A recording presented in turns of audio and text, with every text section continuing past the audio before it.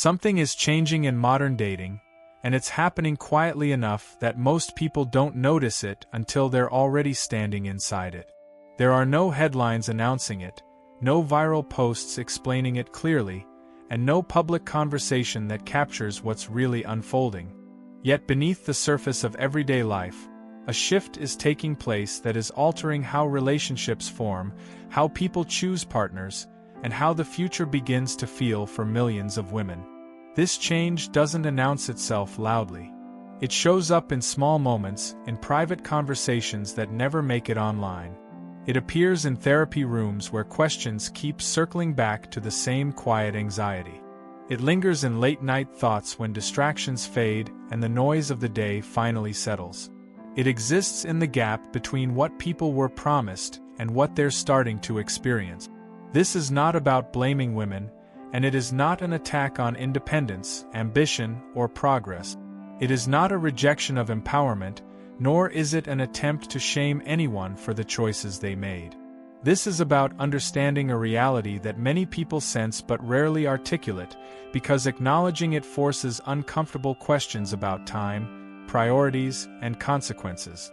Most of the conversations around modern dating focus on surface-level explanations. They talk about apps, ghosting, standards, or bad luck. What they don't talk about is the deeper shift happening beneath all of that, the one that doesn't show up in public debates but quietly reshapes how people feel about their lives. For many women, this shift remains invisible for years. It stays muted, almost abstract, easy to dismiss as temporary uncertainty or normal stress. But there comes a moment when it becomes impossible to ignore. A moment when the feeling sharpens, the questions grow heavier, and the realization sets in that something fundamental has changed. And for most women, that moment arrives at a very specific point in life. For many women, the shift doesn't arrive during a crisis or a major life event. It shows up quietly, often around a birthday that doesn't seem important at first. She turns 31, 32, maybe 33, and on the surface, everything looks fine. In fact, by most standards, her life looks successful. She went to school, earned her degree, and built a career she can be proud of. She pays her own bills, lives on her own or in a place she chose, and has friends she laughs with and shares life with. She did what she was told to do. She focused on growth, on independence, on becoming stable and self-sufficient. She didn't rush into anything. She took her time. She believed she was making smart, responsible choices. If you looked at her life from the outside, you would probably say she's doing well and has nothing to worry about. But somewhere in the middle of all that stability, a small discomfort starts to surface. It's not fear yet, and it's not panic. It's more like a subtle awareness that something feels different than it used to. Dating doesn't feel the same anymore. The conversations feel less exciting, the attention feels less intentional, and the options don't feel as open as they once did. It's not that there's no interest, but the energy has changed in a way she can't fully explain. At the same time, she starts noticing small shifts in her social circle. Friends who once shared the same lifestyle begin moving in different directions. Some are getting married. Some are having children. Some are building lives that suddenly look more permanent and settled. She's happy for them, but she can't ignore the quiet feeling that her timeline is starting to look different from theirs. That's when a thought begins to form in the background, one she tries to push away because it makes her uncomfortable. It's a question she doesn't want to ask, but it keeps returning in quieter moments. A question about time, about choices, and about whether she understood the path she was on as clearly as she thought she did. At first, the question doesn't come all at once. It slips in quietly, usually when she's alone and not busy distracting herself. It might show up while she's lying in bed at night, or when she's scrolling through her phone with no real interest in what she's seeing. The thought is simple, but it carries weight. What if she misunderstood how much time she really had? 4 years, time felt flexible. It felt like something she could stretch, rearrange, and come back to whenever she was ready. There was always a sense that important things could be delayed without real consequences. Relationships could wait. Commitment could wait. Family could wait. The future felt open, like there would always be another opportunity just around the corner. Now that feeling begins to change. Time no longer feels open or forgiving. It starts to feel structured, almost fixed, like invisible doors slowly closing one by one. The idea that she could simply decide later suddenly feels uncertain. She realizes that while she was planning and improving and waiting, life didn't pause with her. Other people kept moving forward, building relationships, starting families, and locking in choices that can't easily be undone. This realization is deeply unsettling because it arrives without warning. No one sat her down and explained that this moment would come. No one told her there would be a point where time stops feeling like a resource and starts feeling like a limit. It feels as if the rules changed without her consent, and now she's being asked to play a game she didn't know had a clock. That's what makes this moment so destabilizing. It's not just about dating or relationships. It's about the sudden awareness that certain windows in life don't stay open forever. And once that awareness settles in, it becomes impossible to ignore. The question shifts from quiet curiosity to something heavier. How did so many women arrive at this point without ever expecting to be here? To understand how so many women ended up here, you have to look at the advice they were given in their 20s. It wasn't strange advice, and it wasn't presented as harmful. In fact, it was framed as smart, modern, and empowering. From a young age, women were encouraged to focus on themselves before anything else. They were told to invest in their education, build a career, and become financially independent before thinking seriously about long-term relationship. The message was consistent and repeated everywhere. Don't rush into commitment. Don't settle too early. Take your time to explore life and figure out who you are. Love will come later when you're ready. Marriage can wait. Children can wait. Right now is the time to grow, to experience, and to put yourself first. And on the surface, that advice made sense. It sounded responsible. It sounded fair. It sounded like freedom. For many women, this guidance felt like a correction to the past, a way to avoid mistakes and avoid being trapped in the wrong life too early. It promised control. It promised choice. It promised that by focusing on personal success first, everything else would naturally fall into place when the timing felt right. So women listened. They followed this advice in good faith. They delayed commitment not because they were careless, but because they believed they were being wise. They prioritized growth because they were told it would protect them in the long run. They trusted that the people and systems offering this guidance understood the full picture. What they weren't told, and what very few people were willing to say out loud, was that this advice came with conditions. Important conditions. And those conditions were quietly left out of the conversation. What was missing from that advice was the part that doesn't fit neatly into motivational speeches or social media captions. Biology does not follow beliefs, and attraction does not adjust itself to match ideals. No matter how advanced society becomes, there are certain patterns in human relationships that remain stubbornly unchanged. Dating dynamics shift with age, and they shift whether someone is successful or not. A woman can be educated, financially stable, emotionally mature, and still experience a very different dating reality in her 30s than she did in her 20s. This isn't a reflection of her worth as a person. It's a reflection of how attraction works in the real world, not how we wish it worked. Male attraction patterns, in particular, are often misunderstood or deliberately avoided in public conversations. This is not about right or wrong, and it is not about judging preferences. It is simply about acknowledging that many men, especially those who have options, tend to prefer younger partners when given the choice. Pretending this isn't true doesn't change how people behave. It only leaves women unprepared for the shift when it happens. There is also the biological reality that was rarely discussed honestly. Fertility does not wait for career milestones or personal readiness. For many women, fertility begins to decline in the early 30s, and the decline becomes more pronounced as the years go on. This isn't meant to create fear, but to state a fact that should have been part of the original conversation. No degree, promotion, or personal achievement can slow that clock down. Success can open many doors in life, but it cannot extend biological timelines. When these realities are left out, women are encouraged to plan their lives as if time is unlimited. And that is where the problem begins, because eventually those delayed plans collide with limits that can no longer be ignored.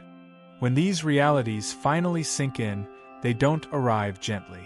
They tend to show up all at once, and the emotional impact can be overwhelming. What once felt like calm confidence turns into a sense of urgency that's hard to ignore. Dating is no longer something she does casually or when she feels like it. It starts to feel necessary, almost time-sensitive. She puts in more effort than ever before. She updates her profiles, agrees to more dates, and becomes more open to introductions from friends and family. She tells herself that if she just tries harder, something will click. But instead of better results, she often gets the opposite. Conversations fade quickly. Dates feel forced or disappointing. The people she's interested in don't seem as available or as invested as she hoped. This creates exhaustion, both emotional and mental. Dating starts to feel like work rather than possibility. Each new interaction carries pressure, and that pressure is often felt on both sides. Many men sense the urgency, even if it's unspoken, and it changes how they respond. What once felt attractive and relaxed now feels heavy, and that weight pushes people away instead of pulling them closer. At the same time, her expectations begin to shift. Not because she has suddenly grown or evolved, but because her options are narrowing. Standards that once felt non-negotiable slowly start to loosen. Qualities she once insisted on become flexible. This isn't about personal growth or clarity. It's about adjusting to a changing reality. And as the effort increases without the outcome she hoped for, the focus begins to move away from action and toward something much harder to face. The emotional cost of realizing that effort alone may not be enough. This is usually the point where memories start resurfacing, whether she wants them to or not. She begins thinking about the men she dated years ago, the ones who were serious about her when she wasn't ready to be serious back. These weren't bad men, and they weren't mistakes. In many cases, they were kind, stable, and genuinely invested in building something real. At the time, she didn't reject them out of cruelty or arrogance. She rejected them because she believed she had time. She wanted freedom, more experiences, and the chance to see what else life might offer. Commitment felt limiting back then, not because the man was wrong, but because the timing didn't feel right to her. Now she looks them up, sometimes out of curiosity, sometimes by accident. She sees wedding photos, baby pictures, and lives that have clearly moved forward. Those men didn't disappear. They found partners who were ready when they were, and they built families and routines that no longer include her. The pain that comes from this isn't just about being single. It's about realizing that she had real opportunities and didn't recognize their value when they were in front of her. It's the awareness that some chances don't come back, no matter how much clarity you gain later. And once that realization sets in, the focus shifts beyond individual choices. It becomes impossible not to wonder how so many women ended up making the same decisions, and whether the problem goes deeper than personal regret. At this point, it's important to be clear about what this conversation is not. This is not about mocking women for the choices they made, and it is not about shaming anyone for wanting independence or success. Most women didn't act recklessly or ignore obvious warnings. They made decisions based on the information they were given and the messages that surrounded them every day. Many women were genuinely misled, not because anyone wanted to harm them, but because culture chose comfort over honesty. The uncomfortable parts of the conversation were softened, avoided, or labeled as outdated. Talking honestly about time, fertility, and attraction was often treated as offensive or unnecessary, so those truths were pushed aside in favor of more appealing narratives. When certain realities can't be discussed openly, People are left making life-altering decisions with incomplete information. That isn't carelessness. That is the result of silence. And silence, especially when it comes from institutions and voices of authority, can shape outcomes just as powerfully as bad advice. Honesty, even when it's difficult to hear, is not an act of cruelty. It is an act of care. Telling someone the full truth gives them the chance to make real choices instead of imagined ones. And with that in mind, this conversation also matters for another group of people who are often left out of it altogether.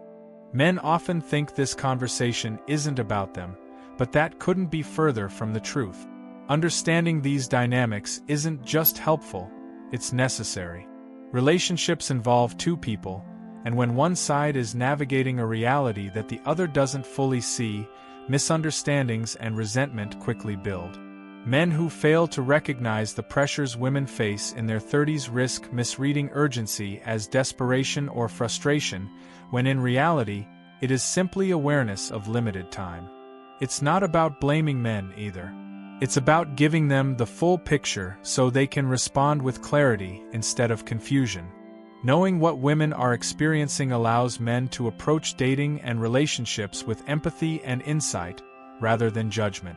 This is also a reminder that being informed is part of responsibility. Sharing the truth, encouraging open conversations, and understanding the pressures that exist doesn't take away freedom. It creates opportunities for honesty and connection. Men should pay attention to the signals, understand the timeline that women are navigating, and recognize that urgency isn't a flaw, it's a fact. Respecting that reality can make a difference for both parties, and it prevents unnecessary tension, heartbreak, or missed opportunities. And for women who still have time, there is guidance that can help them navigate this landscape more intentionally. For women who are still under 30, this isn't meant to create panic or fear. It's about awareness. The choices you make now can have a bigger impact on your future than you might realize. Understanding timelines doesn't mean giving up on independence, education, or personal growth. It means being mindful about the order in which things happen, so that opportunities aren't lost simply because they were delayed. Relationships and family are time-sensitive in ways that careers often are not. Building a career, traveling, or exploring life can continue for decades, but fertility and certain windows for long-term partnership are limited. That doesn't mean rushing into decisions or abandoning goals. It means recognizing that some choices require earlier action if you want to preserve future options. It's also important to avoid assuming that the options you see today will be the same 10 years from now. People change, circumstances change, and opportunities that feel plentiful now may not be available later. Awareness allows you to plan, prioritize, and act with intention, instead of relying on the idea that time will always be on your side. The key is understanding sequence, not sacrifice, and making sure that when you do act, you do so with knowledge rather than wishful thinking. What many women experience in their 30s isn't failure, it's an awakening. It's a sudden clarity that comes too late for some choices, but early enough to teach important lessons. Time is the one resource that can never be recovered, and once it's gone, no amount of success, independence, or achievement can bring it back. The purpose of this conversation isn't to create fear or shame. It's to encourage action based on truth rather than comfort. Understanding these realities allows people to make informed decisions about their relationships, their priorities, and their future. It gives the chance to act intentionally instead of reacting when options have already narrowed. This is also a call to reflect and discuss. Share what you've learned, listen to the experiences of others, and use this awareness to guide your choices. Talk to the people you care about and pass along knowledge that can make a real difference in their lives.